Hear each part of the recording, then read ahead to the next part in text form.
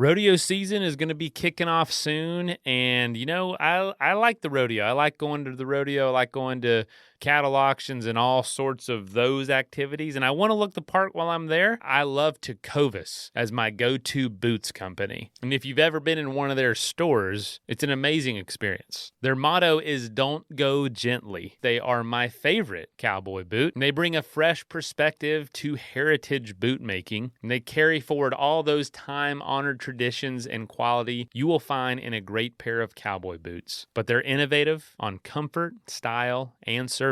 They have Western boots for men and women and are handmade from the most premium leather and follow over 200 time-honored individual steps in their boot making process. Pretty cool. They're Austin designed, Texas tested, and handmade. And if you want to go to one of their stores, it is an amazing experience. They take customer service to a whole new level. But if you can't make it to a store, Tecovas delivers the most premium quality and most comfortable Western goods right to your door. Visit tecovas.com. And as a special opportunity just for you listeners, Tecovas is going to throw in their best-selling trucker hats or a ball cap for free into any purchase over $100 at tecovas.com. Just use the code ADVENTURE at checkout. Again, that's Tecovas, Tecovas.com, and use the code ADVENTURE at checkout to add a free hat to your order over $100. For those who embrace the impossible, the Defender 110 is up for the adventure. The iconic vehicle has been redefined with thoroughly modern design. The exterior is reimagined with compelling proportions and precise detailing. The interior is built with robust materials and integrity, and the capability is legendary. Whether you're facing off-road challenges or harsh weather conditions, the Defender 110 lets you go further and do more. Durability has been tested to the extreme. Cargo capacity means you have room for all your gear. All this meaning to drive the Defender is to explore with greater confidence. And there's also powerful innovations like the intuitive driver display and award-winning infotainment system to keep you connected, and also the innovative camera technologies deliver unobstructed views and effortless maneuvering. And the entire Defender family is ready for a wide range of adventures. They have the two-door Defender 90, the Defender 110, and the Defender 130, which seats up to 8. So push what's possible with a vehicle made to go further. The Defender 110. Learn more at landroverusa.com/Defender.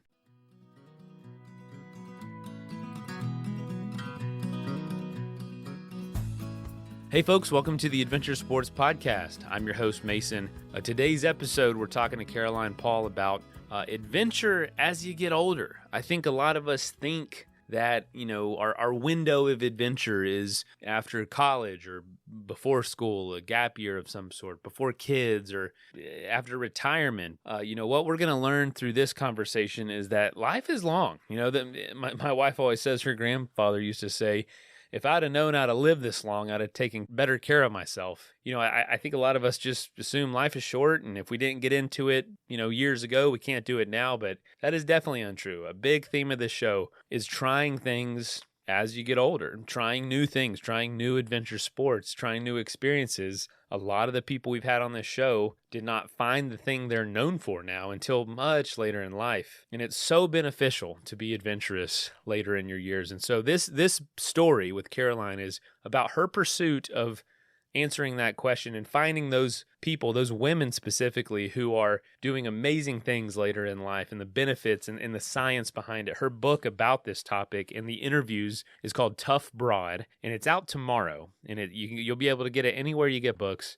And what's cool is that Caroline is a New York Times best-selling author, but also an incredible adventurer herself. She was a career firefighter in San Francisco, only, I think, the 15th firefighter to ever be hired, a woman firefighter to ever be hired by the city, and just has done some incredible stuff. First descends down whitewater rapids, a lot of firsts, a lot of big adventures, a lot of mountain bike stuff, and just all kinds of really cool things all around the world. She's a pilot. She's done crazy stuff like wing walking. There's so much. She's extremely adventurous. And so it was cool to hear her perspective and also her seeking out other stories. So I highly recommend the book. And let's go ahead and dive into this story.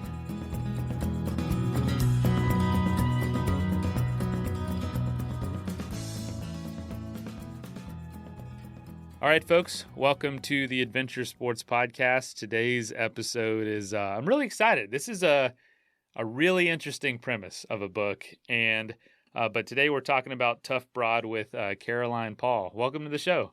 Thank you, Mason. I'm really happy to be on. Awesome. Yeah, where are you joining us today?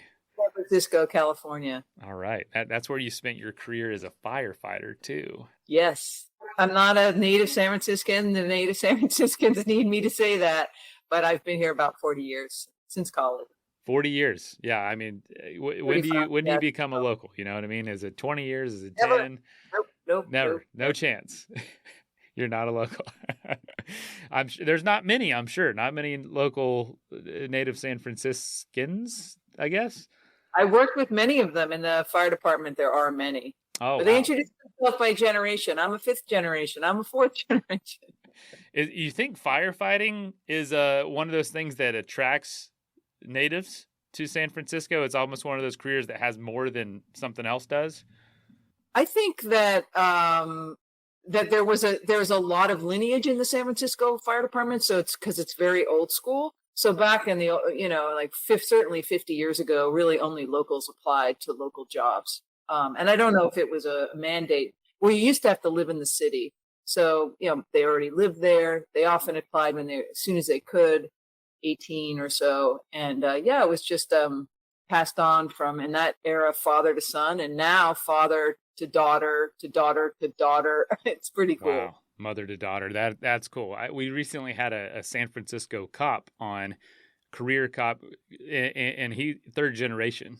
And so that's the only example I have. And funny enough, that was kind of a family thing. Interesting. I probably more so in that than like the tech industry. Probably not a whole lot of generational lineage there yet. We're still kind of in that first generation. What I want to kind of ask about, I've got my notes over here.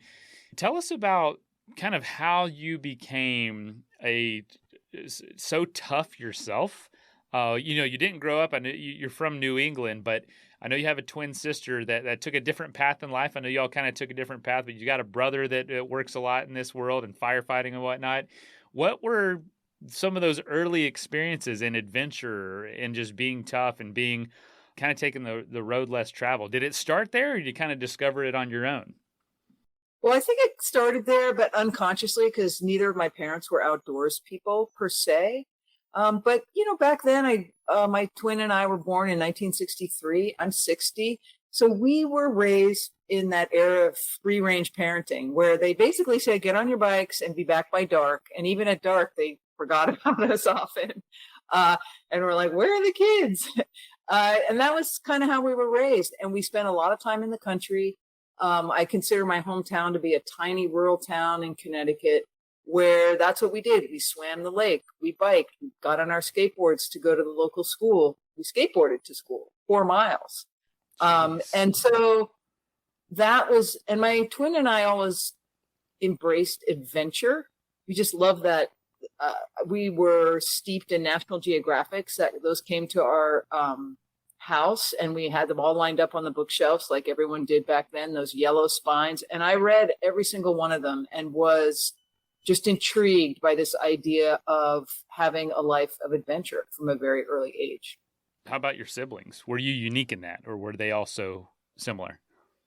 Well, my twin sister is totally a badass. Like, she's an incredible swimmer. She can swim. She swims 11-mile races. 11 miles. She's usually like one of 2 people who finish. Only about 10 usually start, because that takes like 9 or 10 hours.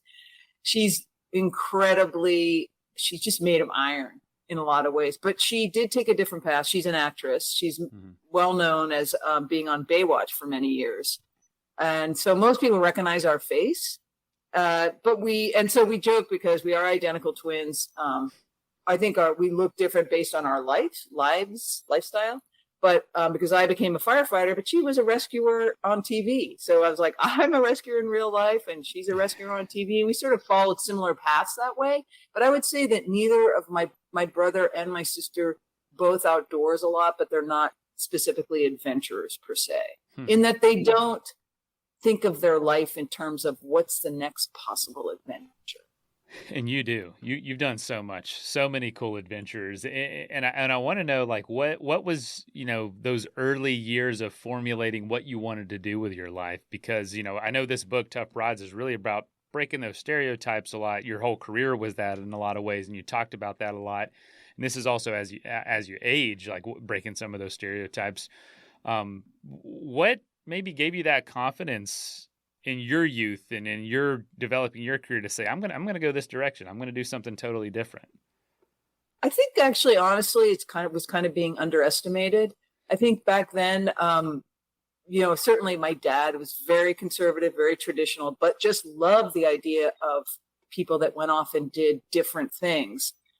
And I think he allowed us, his daughters, he encouraged us to do whatever we wanted, and sort of made us think we could. But I think it really came from a place of like, it's just a phase. You won't really be able to do it. Whereas my brother, I think, the father-son dynamic is a lot tougher. There was a lot expected of him, a lot of pressure from my dad. So it was an interesting, and I'm also, let's not mince words. I grew up in a very privileged household. So my parents believed in doing as varied things as possible. So early on, we were sledding, we were skating, we were skiing, and they didn't do it because they thought it would improve our character or be something that we would do in our lives. They did it because they wanted us to be simply well-rounded. There was none of this idea of like, oh, if you practice bravery when you're a kid, you'll be brave as an adult. There was none of that.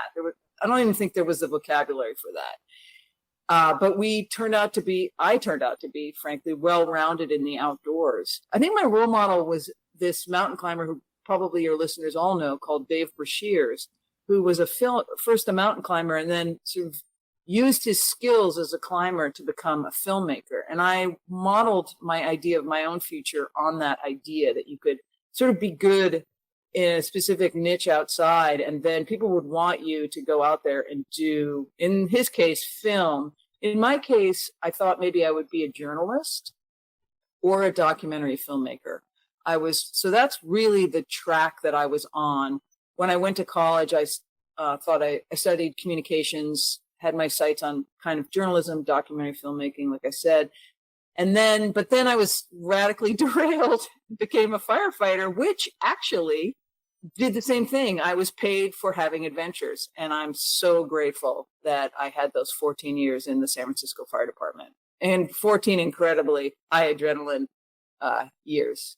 So is it really high adrenaline? Like, in the sense of, because I know a lot of things might look like that on the outside, but really it's like, no, it's a lot of waiting around and cleaning stuff. Like I work for a brewery, funny enough, out of Connecticut, and all the brewers are like, we're really just glorified cleaners. Like, that's all we do.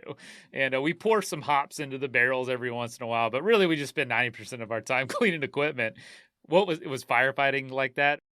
Well, when I first got in, of course, all the old timers are like, kid, it's not like the old days.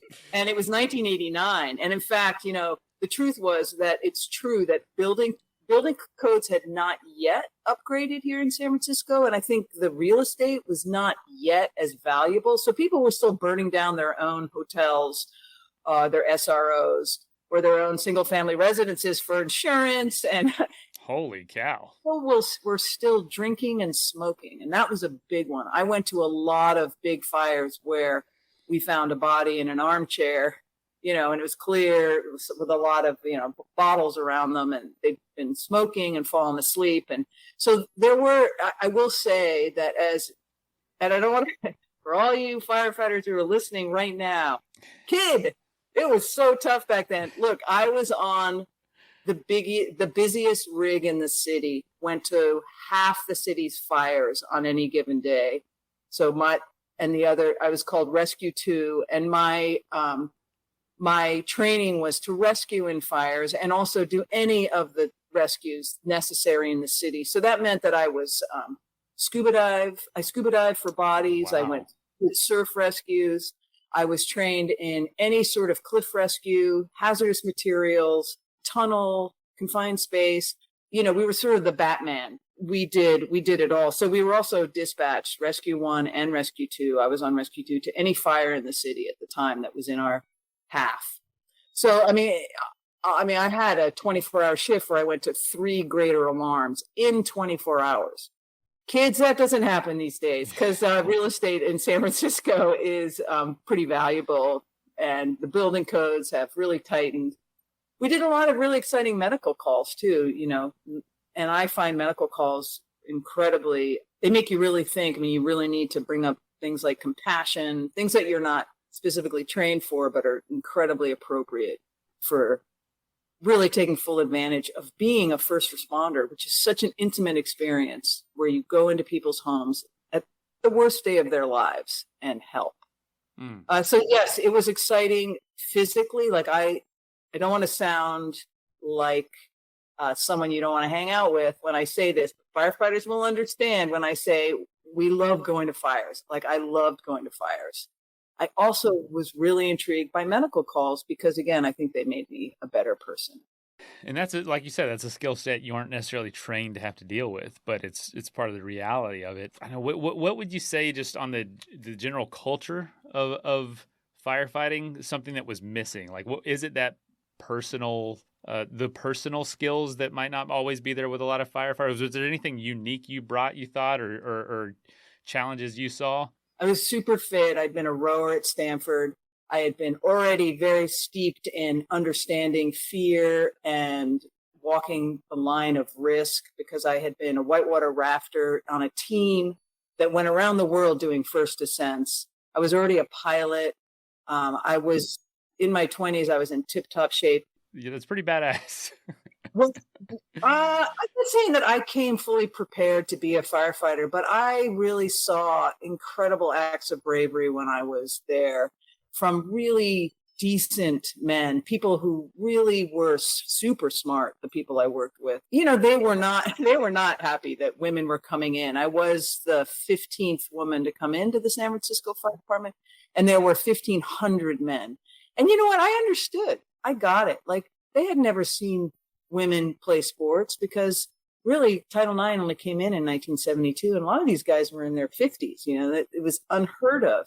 So a woman fit enough to do this very difficult job was very unusual. And it is unusual. It's a very, very hard job physically. And I never took that for granted and understood that in some ways I had a disadvantage in that way, but it could be an advantage because I learned to look at every situation, understanding my own limitations. And I think I saw a lot of times some big, big guys not understanding their limitations. For instance, wailing at a door with an axe, where I had a pry bar, look in the stairwell where the smoke is starting to fill up and we're waiting for him to get this door down. And I'm thinking, I never would have tried that. I'm strong, but I'm not that strong. I would have immediately popped that door with a pry bar and gotten it open a lot earlier than him. So, there were definitely physical limitations to understand, but, as long as you could, had the right mindset, the bravery and the physical fitness, this was a great, and it was a great job for me. What was it like to have your career cut short from knee problems? And also, what were you going through at that time? Because it's from the sounds of it, it wasn't something you wanted to stop doing.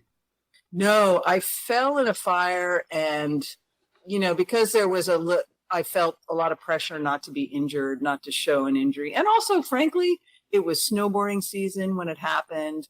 I was paragliding a lot. It was like I didn't want to go off duty because when you go off duty, you can't do anything, of course, because you're hurt. So I ignored my knee and I really needed surgery and I ignored it for a year. And that set off a cascade of injuries that I would, I regret so much.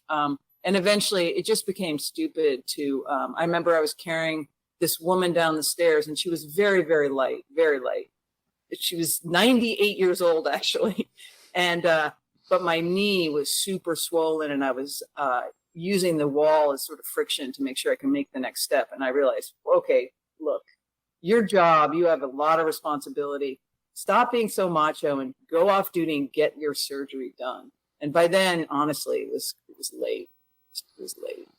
What was going through your head during that time when you had to stop performing your duties as a firefighter, where you're like, now what? I know journalism was one of those ideas. I know you were writing, you had told a story at that point. kind of what was going through your head. And I'm sure the whole idea behind this book, Tough Broad, the idea of aging itself was probably just part of this. Like, tell us about that. Oh, well, funnily enough, so I was 40 when I had my knee replaced, which is considered quite young at the time.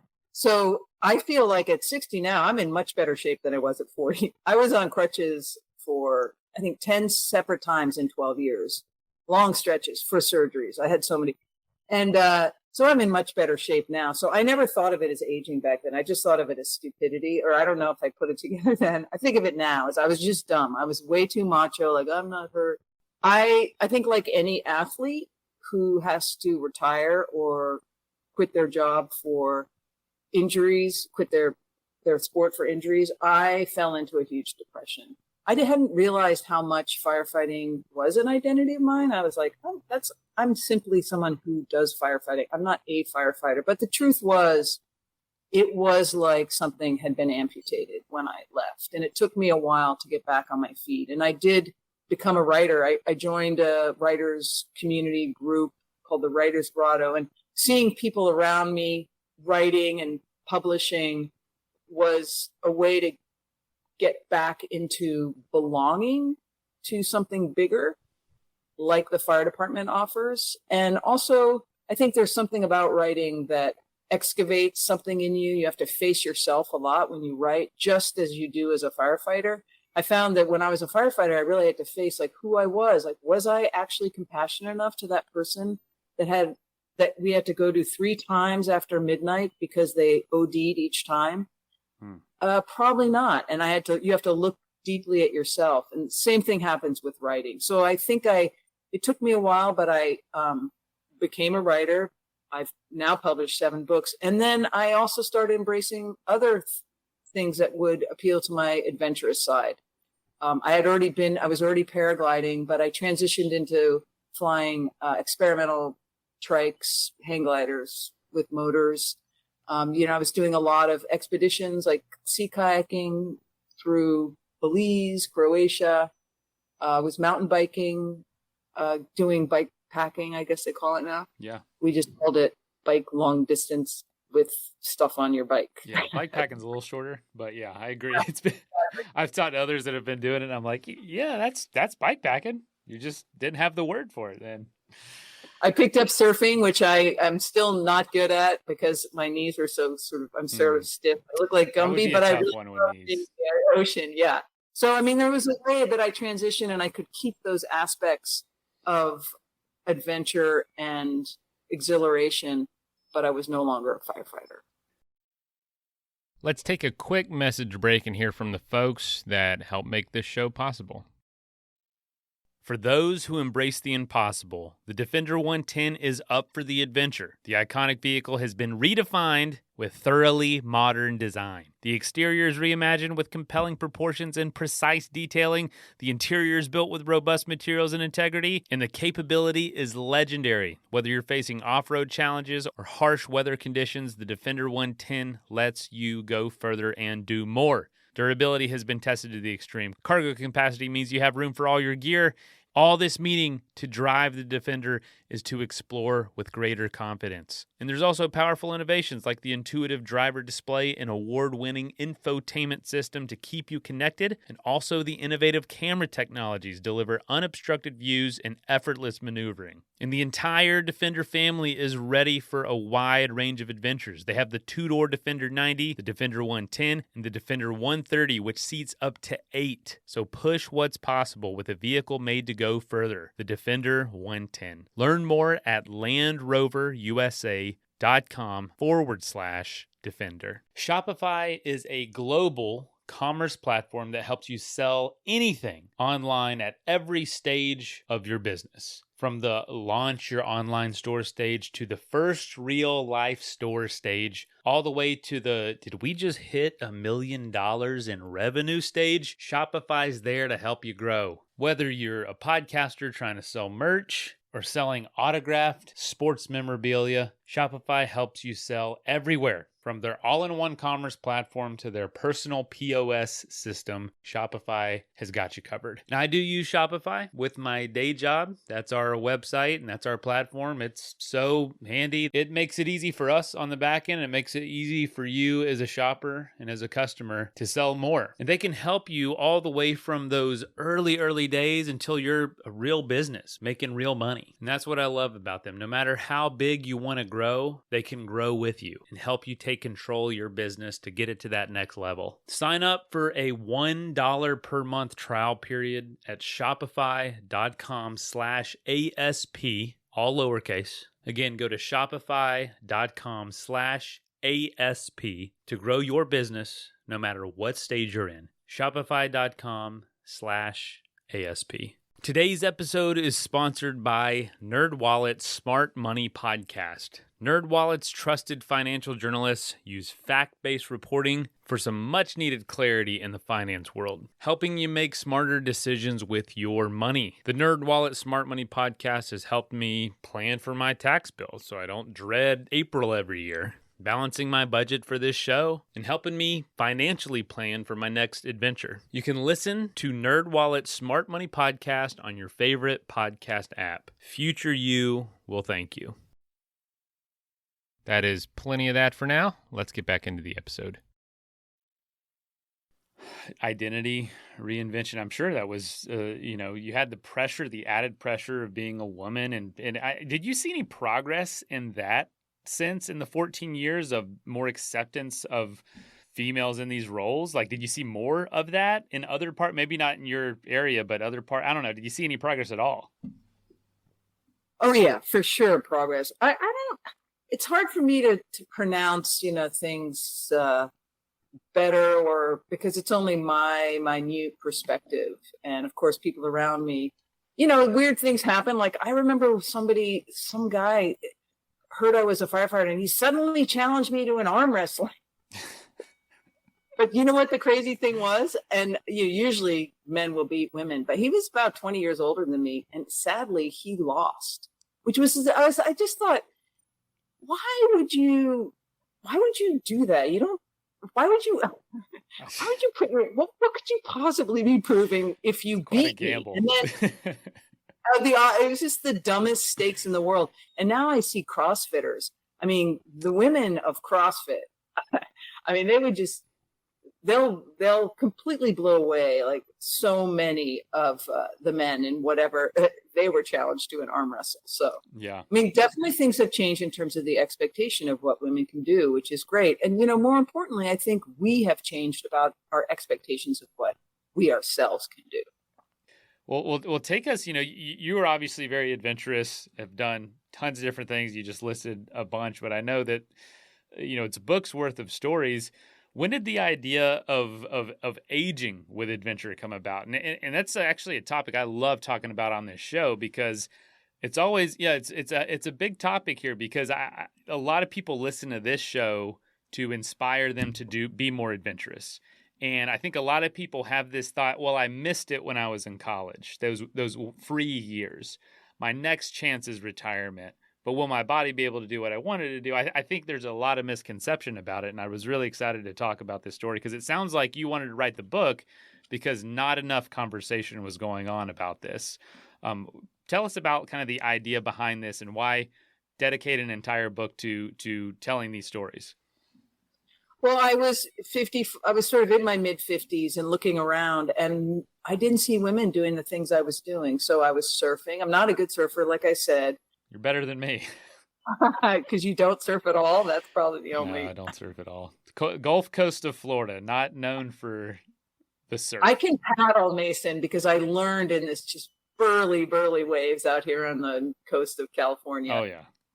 And all I learned was how to paddle really well. So I can go out in big things. I just scratch over the wave and then wipe my brow and be like, okay, didn't get it, but that was fun.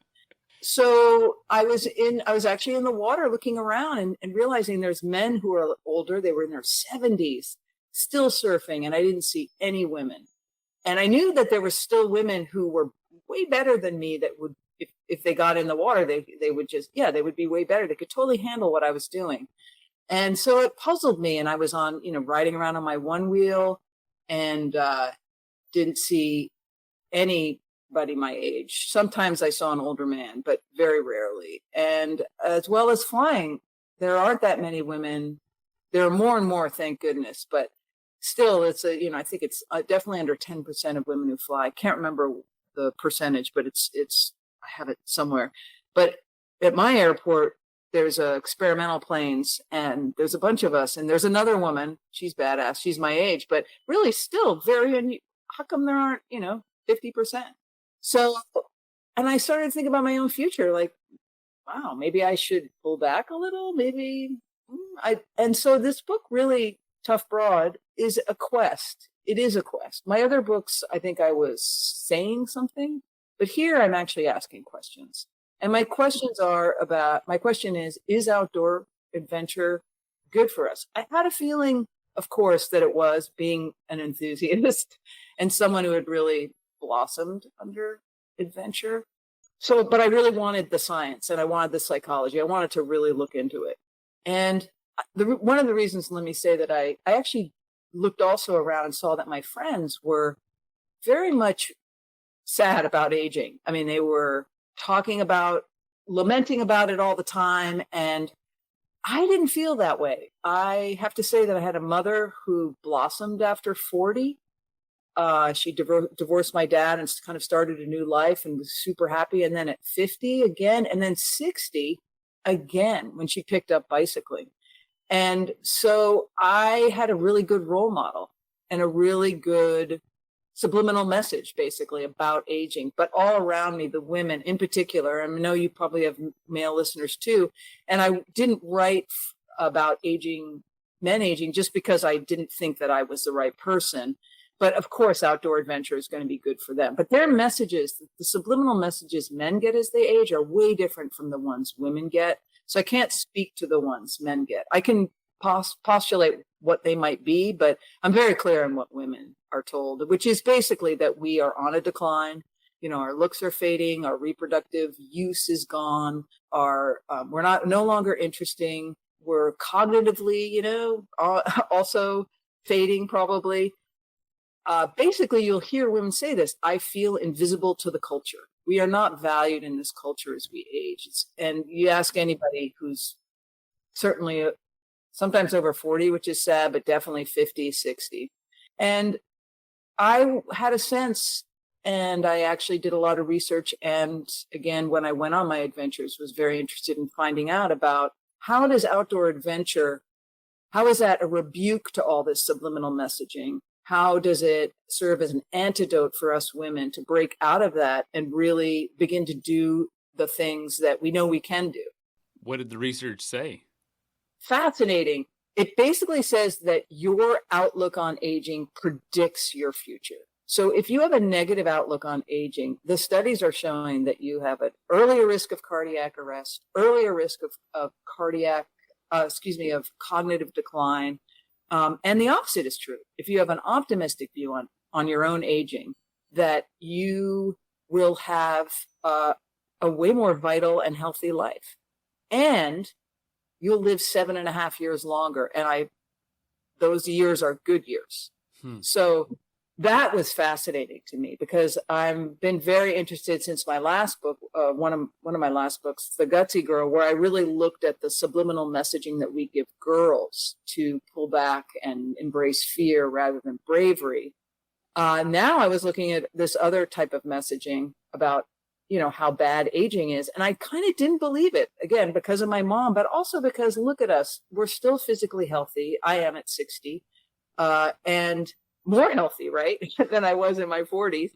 And we're at this juncture where we've got all this great life experience. And also for women, our hormones have changed. So, and this is actually on a hormonal level, our perspective has changed, where we're turning away from taking care of others, which we did, and which is beautiful.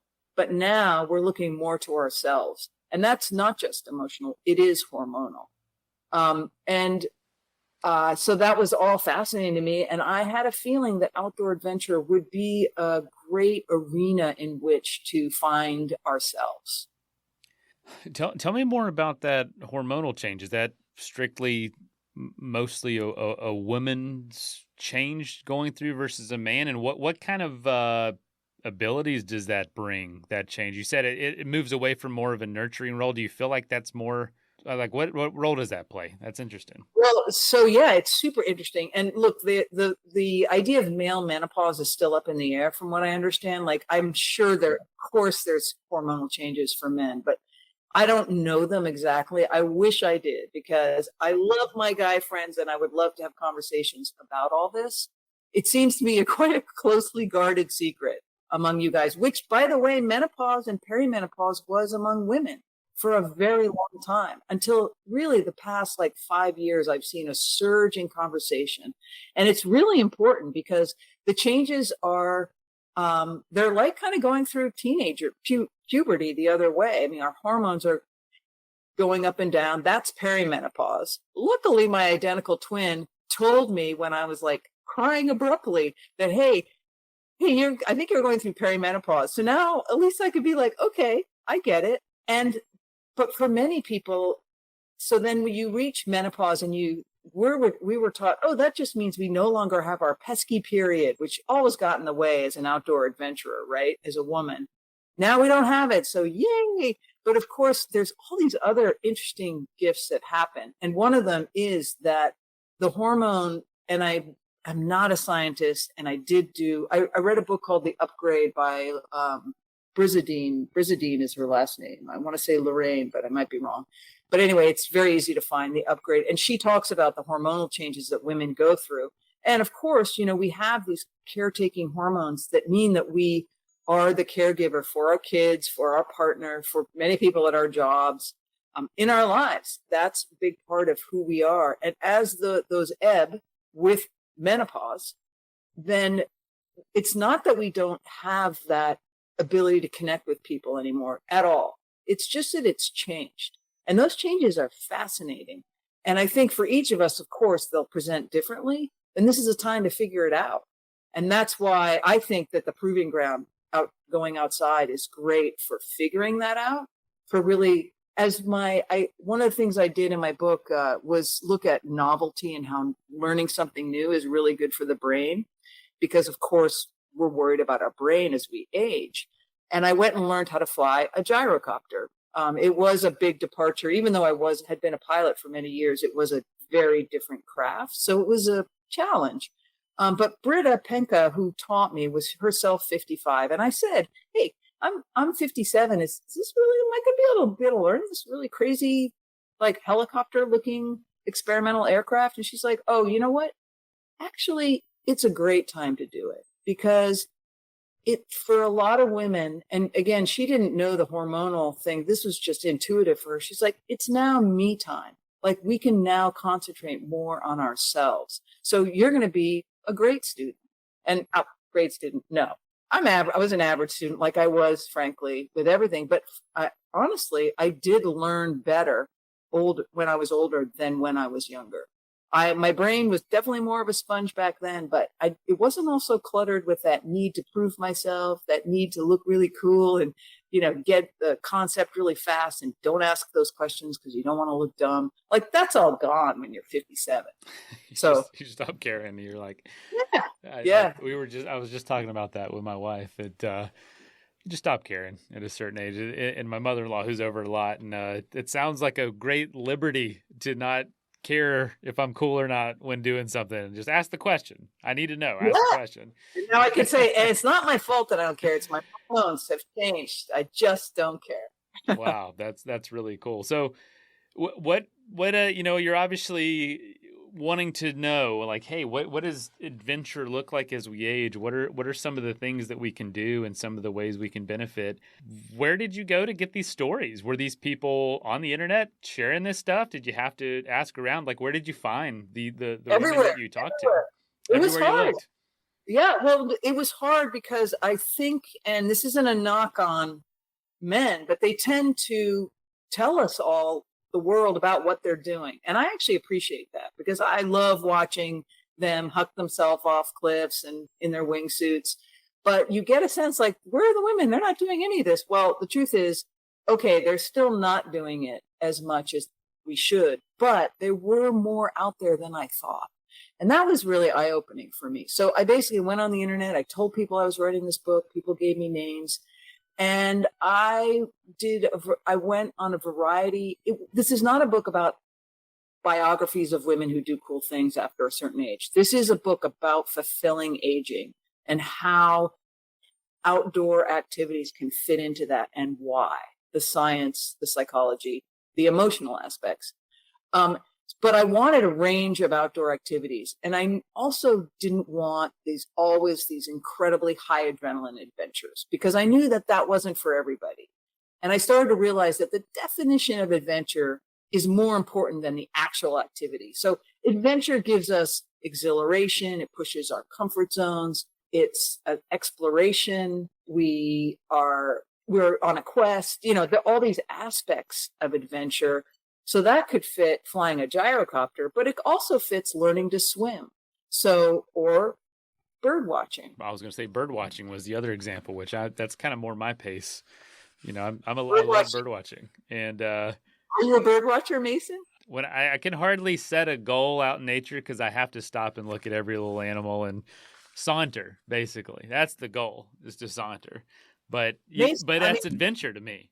Well, that's what I learned. Like, I have to say that I met with Virginia Rose, she is the head of this organization called Birdability, which brings people with disabilities out into nature to birdwatch, because she became an avid birdwatcher in her 40s. And she was a firecracker, but she'd been in a wheelchair since she was 14. And noticed, like, there's all these walking people, as she called us, but where are the people in wheelchairs? And Birdability actually expanded to other disabilities like autism or hearing but at the time, she's like, you guys don't understand us in a wheelchair. Like a simple grade that you don't even notice is really hard for someone in a wheelchair. Or, the stones pinging on the wheels means we can't hear birds. So parks don't they don't work for us like they might work for you. So Birdability actually did this great crowdsourcing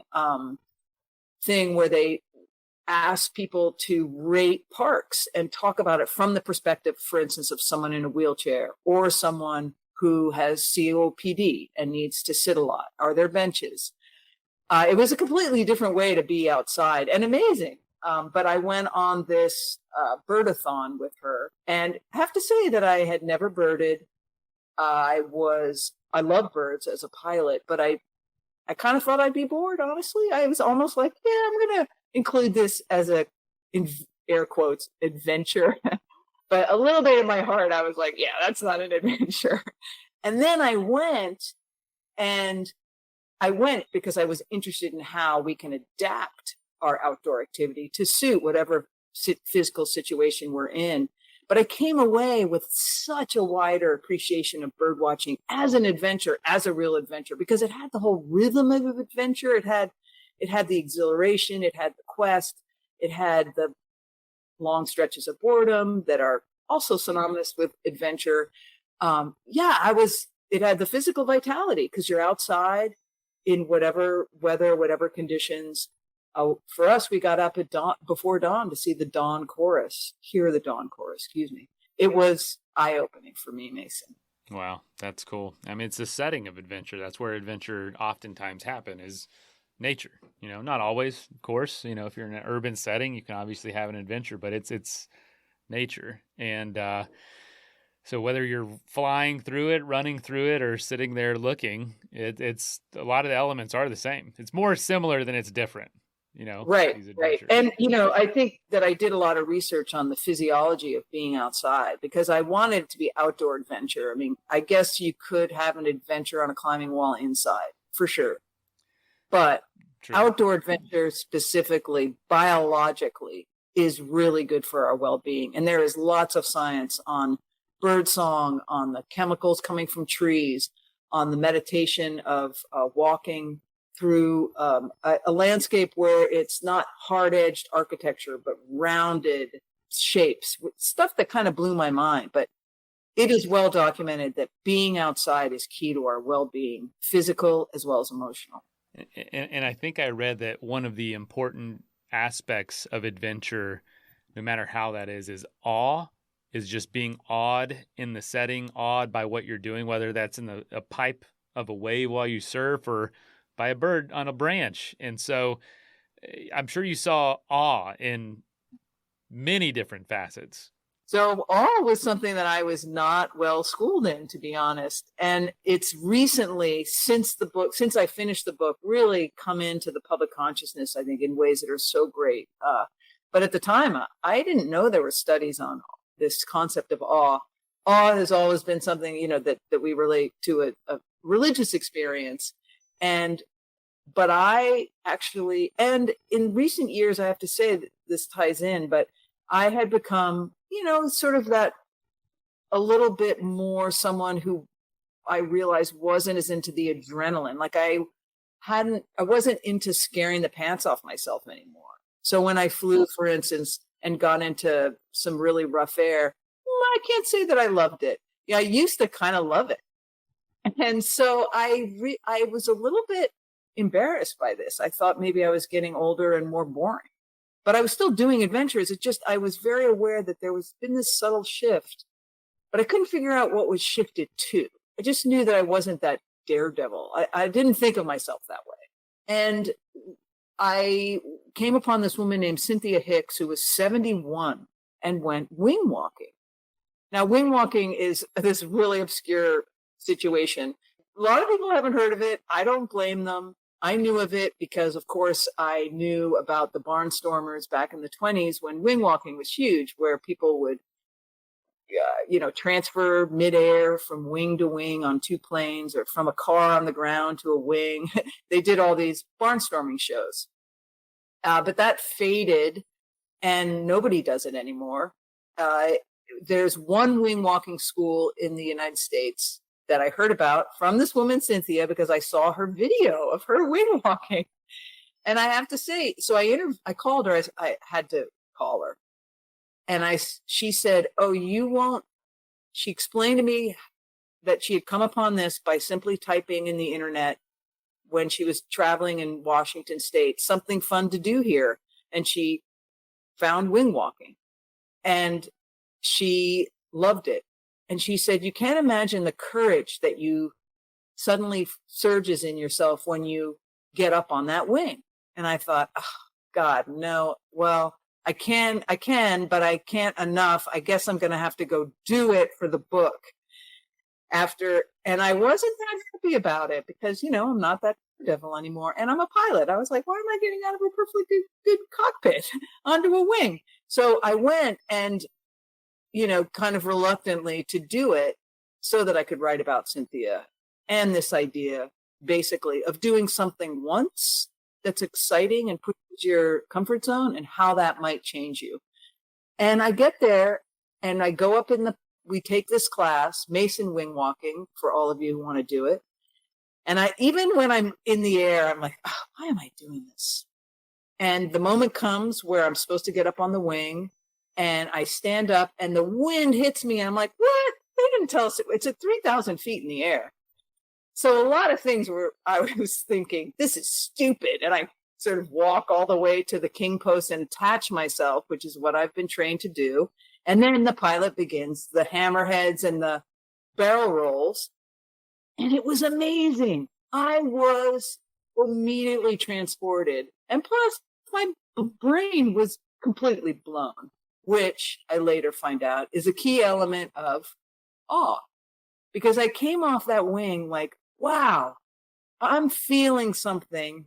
And it, of course, is completely struck, overwhelmed. I don't know what the word would be.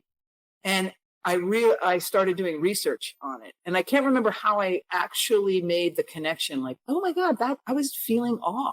Maybe because I just couldn't explain it. It was like a religious experience. It was like seeing something. I mean, my brain basically could not hold on to what I was doing up there in the middle of the sky, doing barrel rolls attached to a wing. And that's is awe-inducing. Of course, now, there's smaller ways to induce awe, like you said, and bird watching going on walks outside, all that can induce awe. And awe is really good for us. It reduces inflammation on a physiological level, but it also changes our perspective, a more optimistic, compassionate perspective in the world, studies have shown. And so awe is implicit to outdoor adventure. If you, as they say, access that childlike wonder in yourself, like we do when we see that bird that we were, looking for. Let's take a quick message break and hear from the folks that help make this show possible.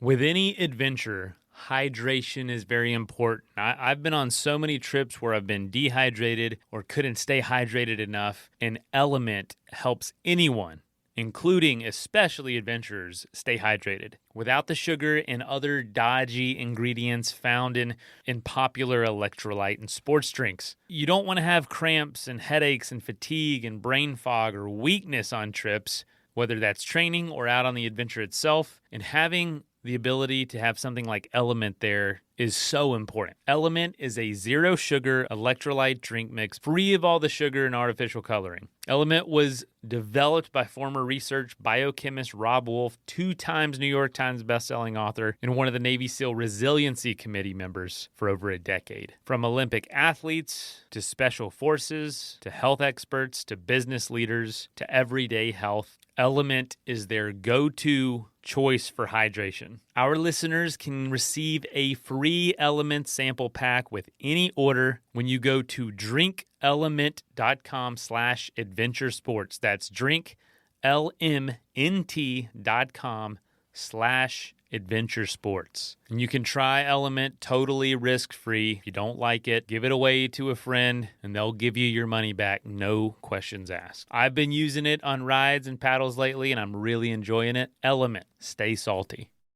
Football season may be over, but the action on the floor is heating up. Whether it's tournament season or the fight for playoff home court, there's no shortage of high-stakes basketball moments this time of year. Get in on the excitement with Prize Picks, America's #1 fantasy sports app, where you can turn your hoops knowledge into serious cash. I'm a big NBA fan, so I might be getting in on the action with some NBA games this playoff season. Prize Picks is the best way to get action on sports in more than 30 states across the country, including California, Texas, and Georgia. Testing your skills on Prize Picks this season is the most exciting way to play daily fantasy sports. If you have the skills, you can turn $10 into $1,000 with just a few taps. It's really simple to play. You can make your picks and submit your entry in less than 60 seconds. Download the app today and use ASP for a first deposit match up to $100. Again, download the Prize Picks app today and use the code ASP for a first deposit match up to $100. Pick more, pick less. It's that easy.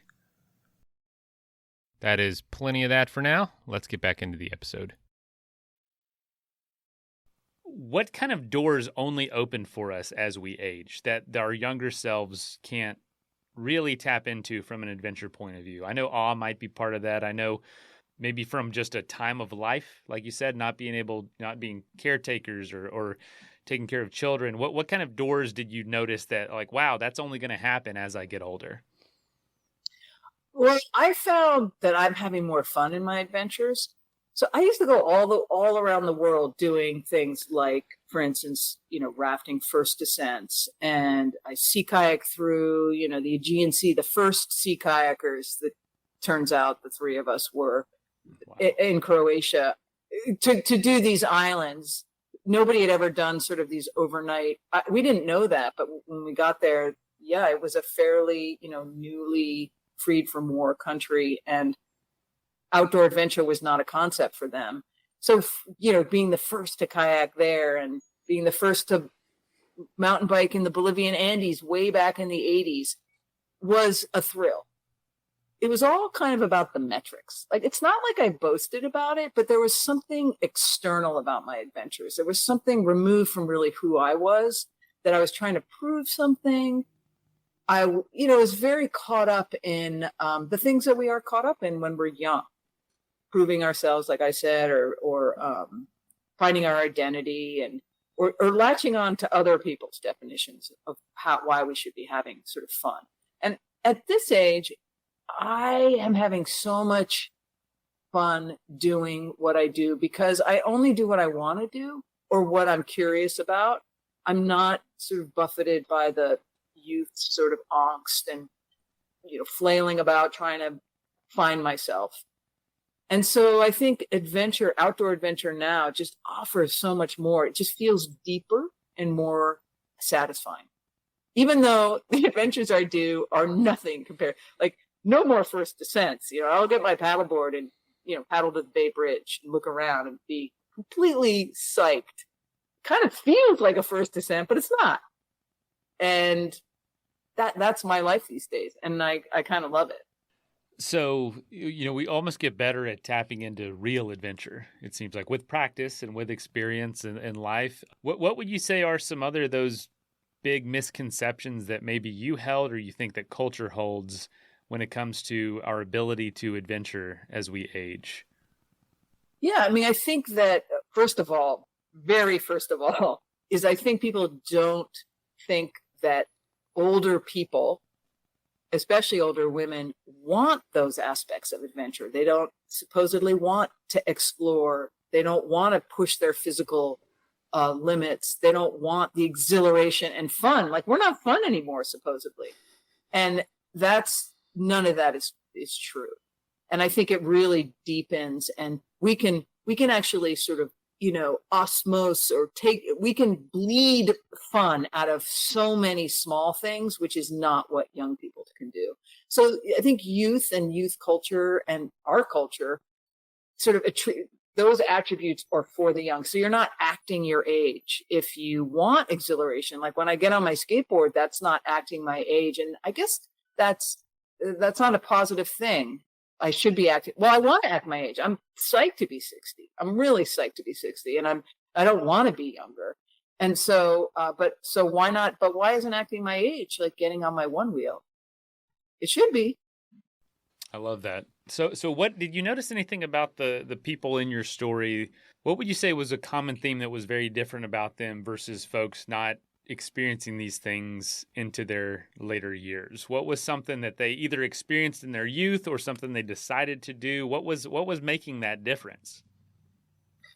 Well, a lot of these women had started their outdoor adventures later in life, which I found interesting. I was looking for a variety. Some people who, for instance, like Sean Brockman, who was a base jumper, she actually started fairly late becoming an outdoor adventurer. And she did a lot of things. She was a snowboarder.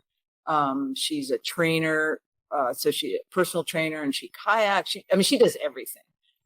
But she started later in life, probably because she's one of the reasons is she's African American, and I think in this country the outdoor industry has just marketed all their wares to white people. There's a subtle and not so subtle undercurrent of like the outdoors is for white people, not just white people. You got to be rich and you got to be robust, but definitely white people. So, and then here's Sean. Now she's 54 and she's a base jumper. She's done heli skiing. She's an amazing outdoor adventurer, but she started late, as did a lot of the woman Vijaya, who I interviewed, who's from India. She lives here in California now. Had never had an outdoor life, and she also she learned to swim when she was 68, and she said basically the breadth of her outdoor experience was badminton when she was young, and that was it.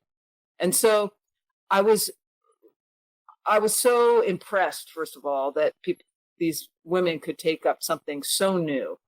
But what was really became clear to me is that these women were living fulfilling aging rather effortlessly, because the outdoor adventures that they picked really did cover a lot of the pillars that we need for healthy and fulfilling aging.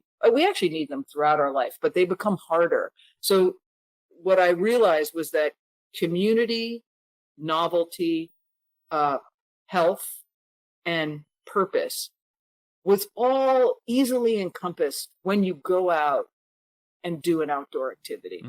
They're just without thinking about it. Organically, yeah, you're getting all that. Sometimes in different proportions.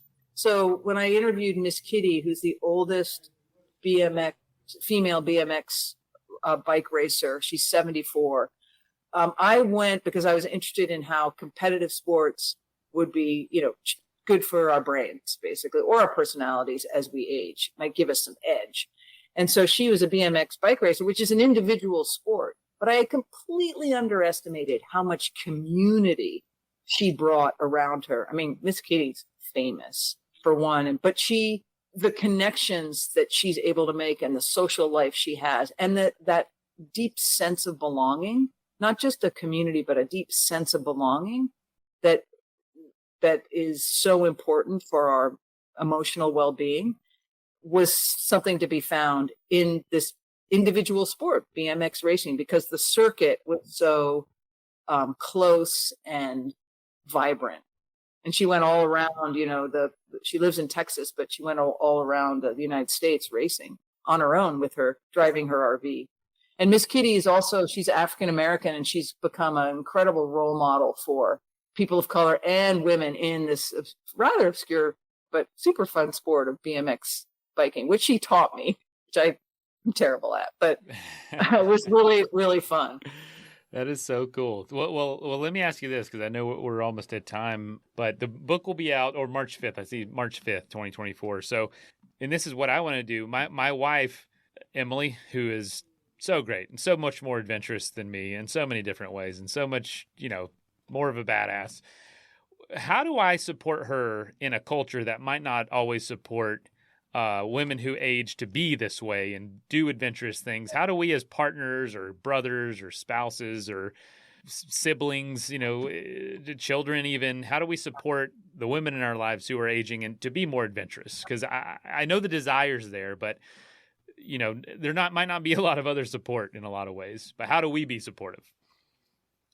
Yeah, that's a great question. I would say ask the women in your life to go outside with you if you are already an outdoors person. If you're not an outdoors person, which I assume everybody who listens to your amazing show is, because you either really are do. Or aspiring. Maybe they're thinking about it. Okay. Well, saying yes to any possible adventure is kind of how you start. Or like, I know someone there's Cynthia who type in like something fun to do here. And you could be that guy, Mason, who types in something fun to do here and then figure out some cool thing to do together. I would also say that I'm interested in the messaging so much, and I'm deeply admiring of the male psyche in this country, of how men, if you talk about messaging, the messaging that men get as in this country is to be brave, to be honorable, to be noble. I mean, there's obviously all this other stuff, but there's some really great mindsets that men have. But I also see that it doesn't always mesh with maybe the messaging that women get and that we've absorbed and that we then express ourselves. The good stuff, like we tend to look differently at adventure, I think, sometimes. I don't, to be honest. Like often I was the one who was, I had the messaging of let's go do it no matter what. And that was annoying. And I agree, it's totally annoying.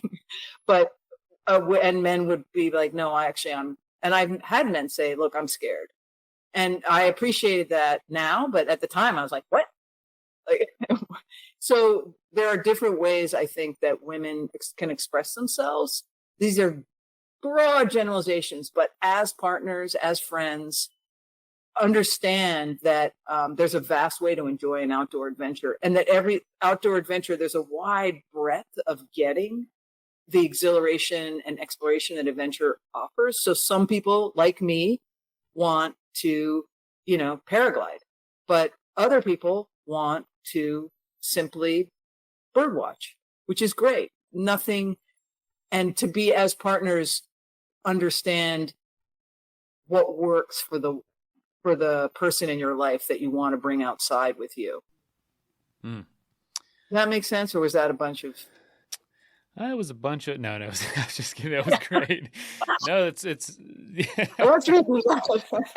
no, like inviting, like that's with, I've talked to a lot of friends who are, who are Black or a minority in the outdoors, and they're like, it starts with invitation. And so I think that's honestly how you break down a lot of barriers into anything new, whether it be, coming into my world or me going into their world, like just an invitation and kind of hold my hand this first experience, sometimes literally, sometimes metaphorically, and just help me break down some of almost the activation energy of getting out here, some of those fears. And once you realize, oh, that's not actually true, or I can do this, the momentum of that confidence can kind of carry you to explore it yourself, is what we find. So whether that's camping or, learning a new language, whatever something new is for anybody. So, well, where would you want to point people to find Tough Broad? Is there anywhere specific, or just start Googling away? Just Google away. Okay. I'm, you're basically your independent bookstore. Give them a call, ask them to order it for you. Go to your library. That's cool. Love the libraries. It's everywhere. Caroline, thank you so much for joining us and telling your story and being so cool, doing so many adventures, and allowing for bird watchers like me a space to also feel good about themselves. I know you're being very, very modest. I really appreciate you, Mason. That's really nice. Thanks for having me on. I admire your show. Thank you.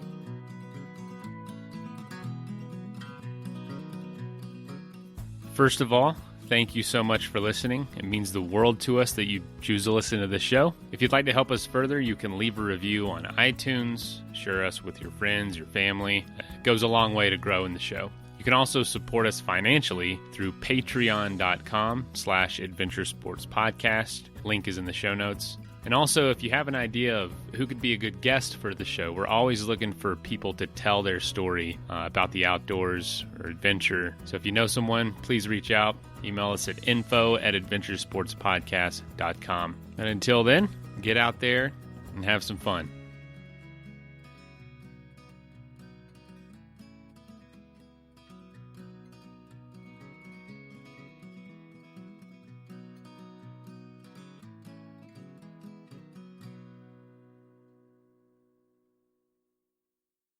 For those who embrace the impossible, the Defender 110 is up for the adventure. The iconic vehicle has been redefined with thoroughly modern design. The exterior is reimagined with compelling proportions and precise detailing. The interior is built with robust materials and integrity, and the capability is legendary. Whether you're facing off-road challenges or harsh weather conditions, the Defender 110 lets you go further and do more. Durability has been tested to the extreme. Cargo capacity means you have room for all your gear.